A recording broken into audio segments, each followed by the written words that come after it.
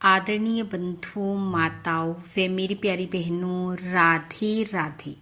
आप सभी का हमारे YouTube चैनल जीवन की धारा पर बहुत बहुत स्वागत है। बंधुओं, आज हम इस वीडियो में पुरुषोत्तम मास कथा महत्तम का दूसरा अध्याय सुनेंगे, जिसे सुनने सुनाने से भगवान पुरुषोत्तम की कृपा से मान, यश, धन, पुत्र एवं मोक्ष की प्राप्ति होती है। कथा महत्तम सुनने के बाद यदि आप हमारे चैनल पर नए हैं तो कृपया हमारे चैनल को सब्सक्राइब करें, बेल आइकन को प्रेस करें ताकि हमारी वीडियो की नोटिफिकेशन सबसे पहले आप तक पहुंचे। वीडियो को शेयर व लाइक भी जरूर करें। बंधुओं, कल हमने पुरुषोत्तम मास महत्तम का प्रथम अध्याय श्रवण किया, जिसमें नैमिषारण्य तीर्थ में इकट्ठे हुए ऋषि मुनि सूत जी से इस भव सागर से पार उतारने वाली कथा सुनाने को कह रहे हैं। ऋषियों की बात का उत्तर देते हुए सूत जी ने कहा कि मैं हस्तिनापुर से आ रहा हूँ, जहाँ पर शुकदेव जी महाराज राजा परीक्षित को श्रीमद् भागवत की मोक्ष दिलाने वाली कथा को सुना रहे थे। बंधुओं, यहाँ तक हमने कल के अध्याय में सुना। आइए अब सुनते हैं आगे की कथा। सूत जी बोले, हे मुनिगण, राजा परीक्षित ने श्री शुकदेव जी से पवित्र श्रीमद् भागवत की मोक्ष दिलाने वाली परम सुंदर कथा को सुना और मुक्ति प्राप्त कर ली। उसी कथा का श्रवण कर मैं यहाँ आप लोगों के निकट आया हूँ। यह सुनकर ऋषि बोले, हे सूत जी, आप अन्य सभी कथाओं को छोड़कर हमें वेद व्यास जी के श्री मुख से सुनी हुई पवित्र कथा को ही सुनाने की कृपा करें।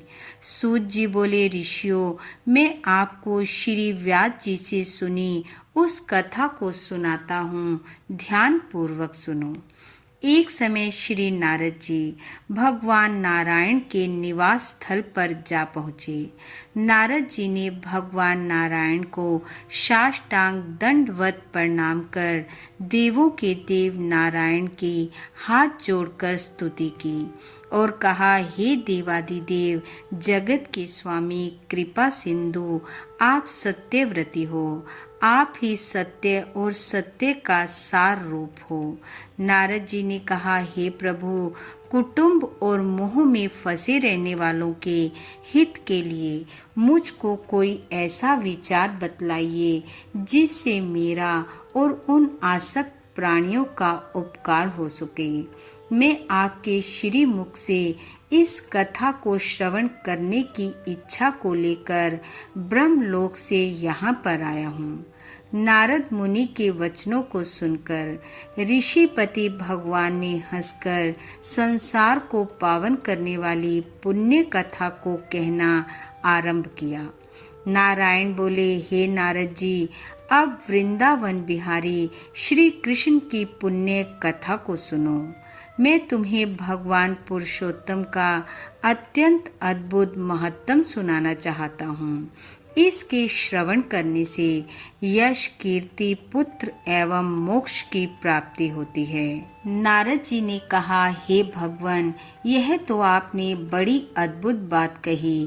कृपया सविस्तार मुझे इस कथा को बतलाइए।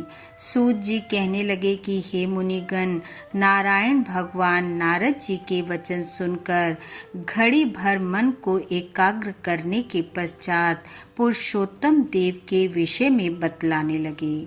उन्होंने बताया कि पुरुषोत्तम नामक एक मास है, जिसके स्वामी पुरुषोत्तम हैं, जिसका व्रत, पूजन, जप व अनुष्ठान करने से भगवान पुरुषोत्तम प्रसन्न होते हैं।